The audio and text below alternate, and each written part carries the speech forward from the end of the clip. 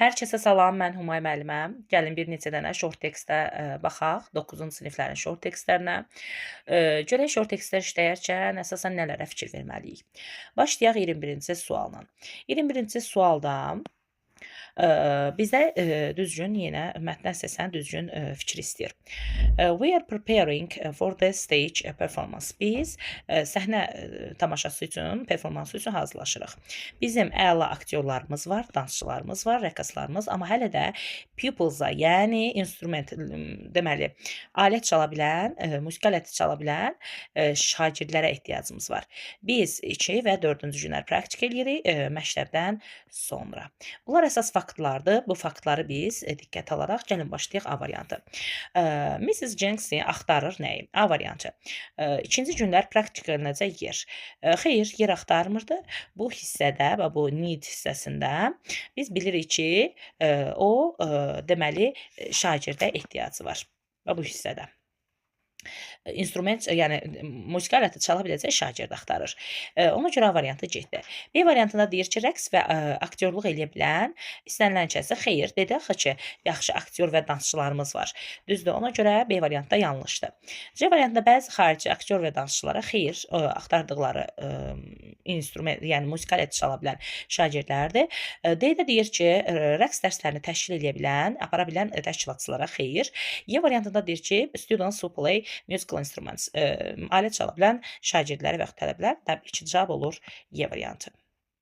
Baxırıq 22-ci suala. Thanks for asking me to go to the cinema. It sounds fun, but I'm afraid I've got too much homework. Maybe another day I will join Sally. Sally yazı məktubu deyir ki, mənə sinemaya getməyi soruşduğun üçün, xahiş etdiyin üçün təşəkkür edirəm. Bu əyləncəli səslənir. Amma qorxuram ki, mənim çox işim olar. Daha doğrusu ev tapşırığım, homework. Maybe another day. Bəlkə də başqa gün qoşulacam.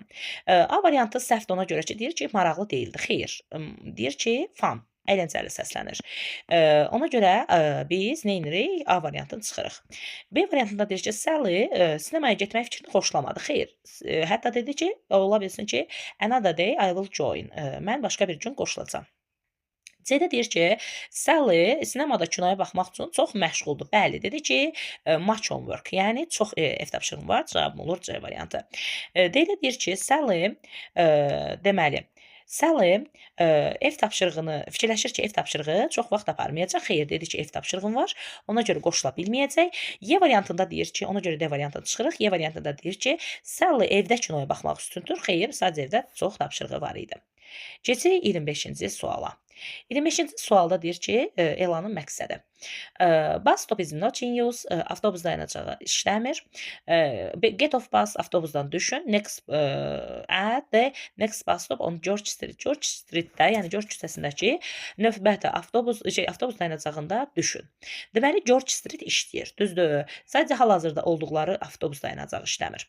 A variantına baxırıq. Bütün avtobus dayanacaqları işləmir. Out of order. Xeyr, bütün avtobus dayanacaqları yox.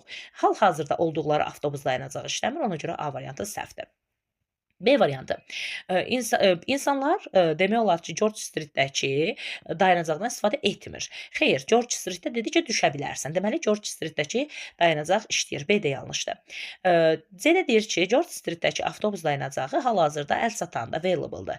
Bəli, dedi ki, orada düşə bilərsən. Cavab olur C variantı. D variantında bütün avtobus dayanacaqları işləyir. Sadəcə birin George Streetdəkindən başqa. Xeyr, əksinə hal-hazırda olduqları işləmir. George Streetdəki işləyir. Y-də deyir ki, bütün avtobusların təmir ehtiyacı var. Xeyr, avtobus dayanacağında problem var idi, avtobuslarda yox. Keçirik 26-cı suala. What is the purpose of advertisement? If you want to speak perfect English from a native teacher, call 413-6753, please. Əgər deyir, siz ingilis dilini mükəmməl danışmaq istəyirsinizsə, bir native teacherdən, yəni first language danışan, yəni doğma dili, ingilis dili olan birindən danışmaq istəyirsə, o zaman bu nömrəyə zəng edin. Burada məqsəd nə idi? A variantı. Telefon nömrəsi istəmək, xeyr. Fransız dili kurslarına, xeyr. Bizə ingilis dili kursları idi.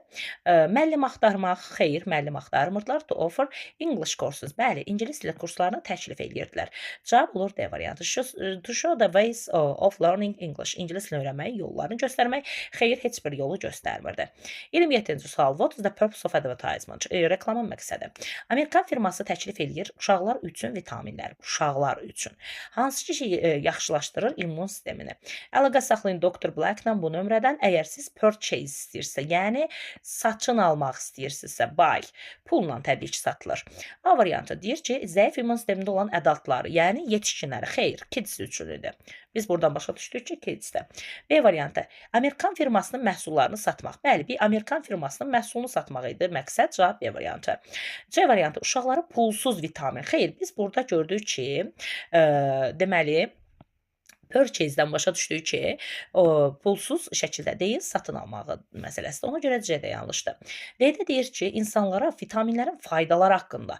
Xeyr, heç bir faydası haqqında məlumat verilməmişdir. Və Y-də deyir ki, bir həkimlə görüş təşkil eləmək. Xeyr, tamamilə yanlışdır. Həkimlə görüş təşkil eləmirdi. Sadəcə deyirdi, almaq istəyirsənsə, Dr. Black-ə zəng elə.